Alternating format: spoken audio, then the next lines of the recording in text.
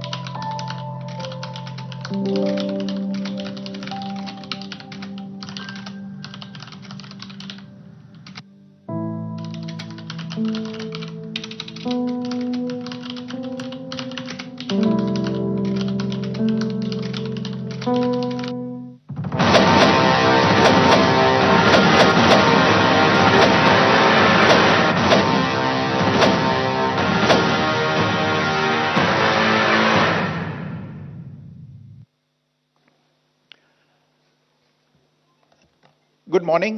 Thank you all for joining this briefing. As you are all aware, on April 22, 2025, Pakistani and Pakistan-trained terrorists belonging to the Lashkar-e-Taiba carried out a savage attack on Indian tourists at Pahalgam in Jammu and Kashmir in India.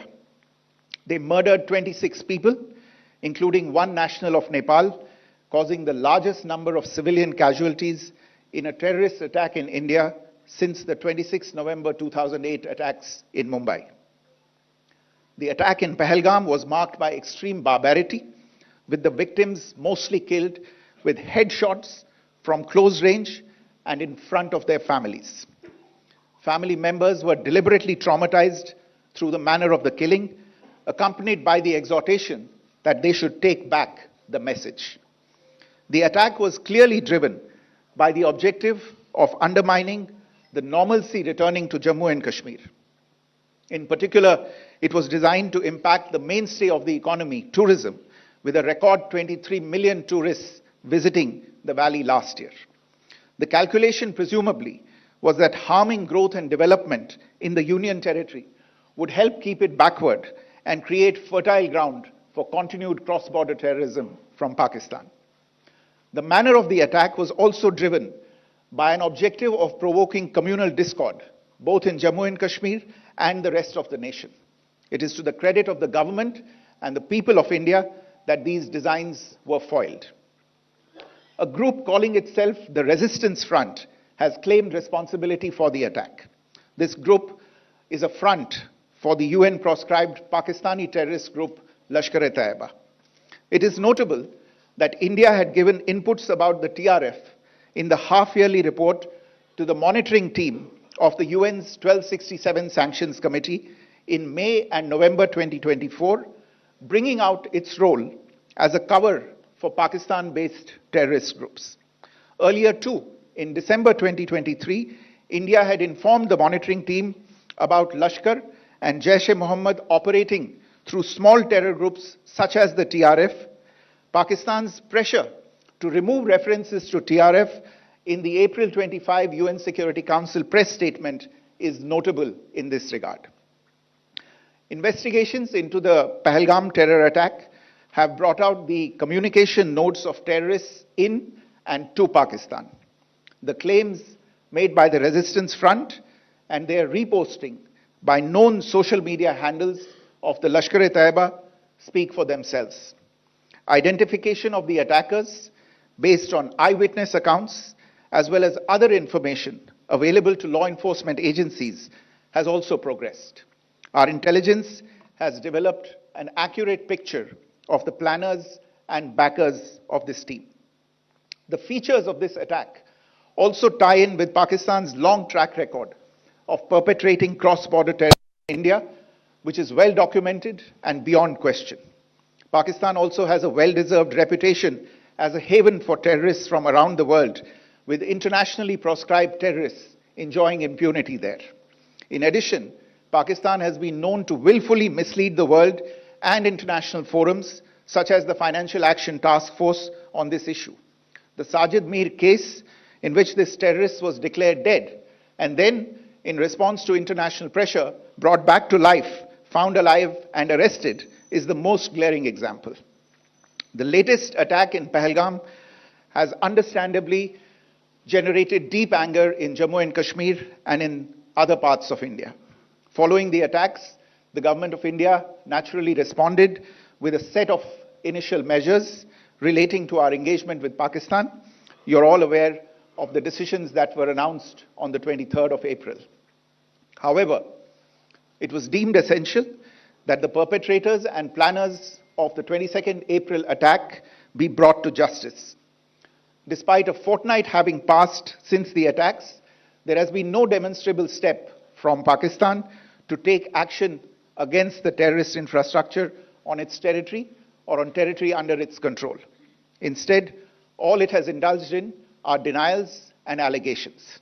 Our intelligence monitoring of Pakistan-based terrorist modules indicated that further attacks against India were impending. There was thus a compulsion both to deter and to preempt. Earlier this morning, as you would be aware, India exercised its right to respond and preempt as well as deter more such cross-border attacks. These actions were measured, non-escalatory, proportionate, and responsible. They focused on dismantling the terrorist infrastructure and disabling terrorists likely to be sent across to India. You would also recall that the Security Council on 25th April 2025 had issued a press statement on the Pahalgam terror attack, underlining, and I quote, the need to hold perpetrators, organizers, financiers, and sponsors of this reprehensible act of terrorism accountable and bring them to justice, unquote. India's latest actions should be seen in this context. Joining me for this briefing on our actions earlier this morning are Colonel Sophia Qureshi and Wing Commander Vyomika Singh. I will request them to share some details regarding Operation Sindoor with all of you.